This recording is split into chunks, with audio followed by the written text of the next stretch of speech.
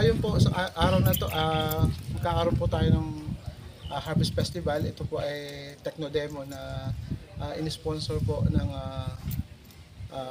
aming kooperatiba ng Nueva Ecija Seed Grower Multipurpose Cooperative dito po sa Muñoz, Nueva Ecija, in collaboration with LGU,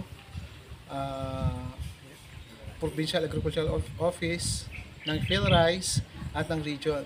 So this is to showcase para maipakita po natin yung potential yield ng inbred.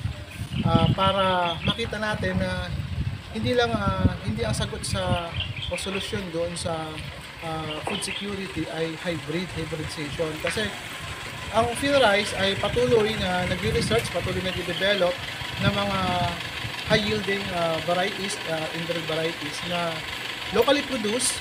Ibig sabihin ng local produce, syempre mas mura yan kaysa sa hybrid. At ang potential niya is ganun din yung yield niya.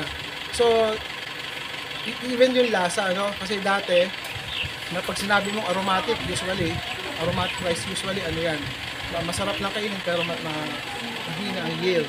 But this time, especially yung 500 series, 600 series, mga ano niya, comparative niya yung lasa at saka yield. So ngayong araw na to, magkakaroon kami ng, this is the first site. We have 3 sites actually in Nueva Ecija. So this is District 1. So we still have 2 sites sa District 2 and District 3 to be harvested a week after this. So yun po, so sana po subukan natin mga magsasaka. Wag tayong ma-confine doon sa alam natin mga traditional varieties. So encourage ko po kayo. This is why ito yun po yung rason, ito yung dahilan kung bakit nagkaroon kami ng techno demo para makita rin, malaman nyo rin na may mga bagong variety tayo. Ngayon nga, yung 500 series at saka 600 series. So hopefully may pakita namin ito na ngayong araw na din yung result at makita na mai-publish din namin.